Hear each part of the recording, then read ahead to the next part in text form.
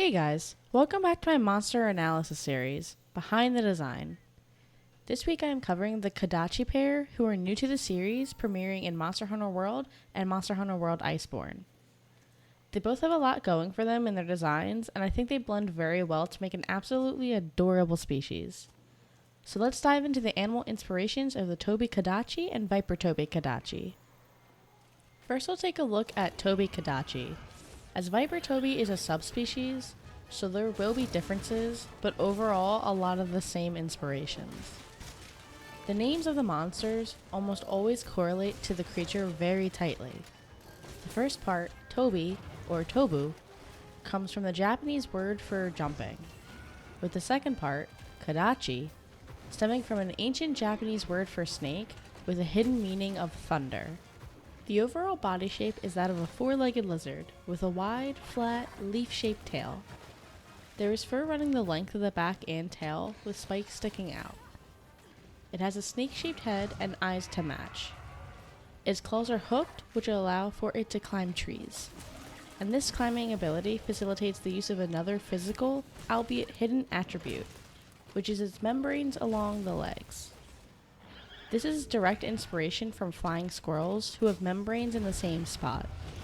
This allows for the Tobi, and likewise the squirrels, to glide among the trees for the sake of movement and attacking. The shape of the tail would allow it to stick closer to the tree in a way of enacting camouflage. It would also help for balance while moving on tree limbs, as well as for steering while gliding. It also doubles as looking reminiscent of a squirrel tail. While in combat, the Tobi can be seen frequently hopping around nearby trees to ambush the hunter from behind.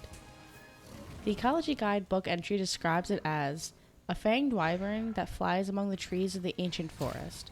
Its penchant to brush up against the ground and trees as it moves around builds up static electricity within its fur. This static electricity is used in combat, distributed mainly through its tail. While the electricity given off doesn't do much damage itself, it does build up over time and can leave you paralyzed. When the monster becomes enraged, its hair stands up on end. The Tobi in this state can also amplify the amount of static electricity by jumping on a tree and rubbing against it, which also has the effect of the fur giving off a bright glow. With all the static electricity stored, the Tobi can then unleash a unique attack, where its horns hidden on its neck spring out when it bows, and essentially tases whatever it is attacking. This inflicts more general damage as well as thunder damage, increasing the likeliness of being stunned. This is reminiscent of electric catfish or the Malatierde, which can discharge up to 450 volts of electricity, which it uses in self-defense or to stun prey. They have a bioelectric organ beneath their skin which stores the charge to use on command. It is suggested that the Tobi has a similar organ, as you can receive an electro or thunder sac as a reward from the hunt. Now switching focus to the Viper Tobi-Kadachi.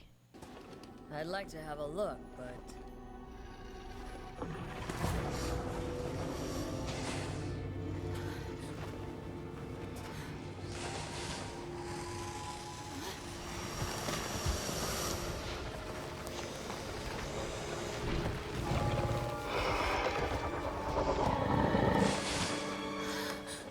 Guess it'll have to wait. Always ready. You with me. Okay.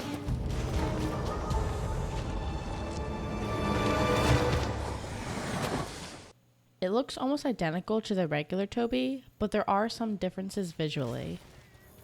It has a red, yellow, orange color theme compared to the white and blue theme of the regular Tobi. The tail has more pronounced spikes jutting out from the scales. Its fur is always fluffed up like the regular Tobi when it's in its enraged state. The head for both Tobis is reminiscent of the genus of snake named Cerastes. This genus is a group of small vipers who have horns or very pronounced brow ridges. The snake head makes a lot more sense for the viper as it forgoes static electricity for poison and appears to secrete a fluid that, when bit, causes paralysis. Its horns are also much more pronounced than the regular Tobi.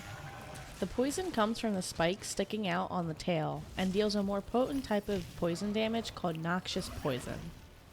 It can also launch these spikes at their target, then regrow. There are several species of animal that use spikes, and poisonous spikes at that, to defend and hunt. Ones that come to mind are pufferfish, sea urchins, lionfish, and porcupines.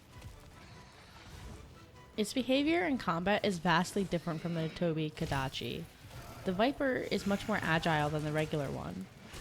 The Ecology book guide entry even points this out with saying its agility is its greatest weapon, but also prone to exhaustion.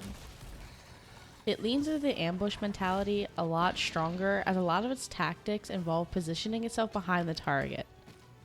Even in the opening scene, it stalked its prey like a cat does, slowly and methodically.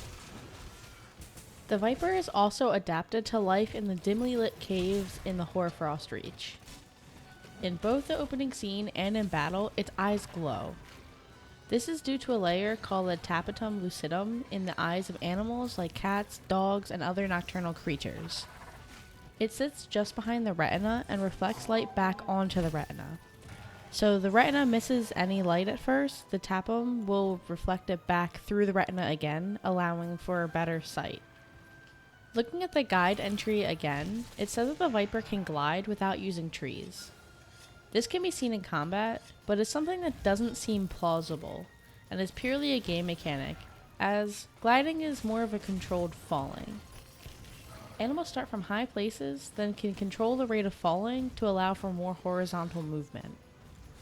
Technically, the caves in the Reach do have a lot of slopes, which can allow for gliding, and there are thermal vents which can allow for lift to make the gliding easier. But the other thought that I had is that the Viper has stronger legs, which allow for enough propulsion to facilitate gliding. Well, that is it for this video. As always, links to the resources I use are down below. If you liked it, consider giving it a thumbs up, and if you haven't already, click subscribe. I do these types of videos pretty frequently, and I upload every other Saturday. See you then!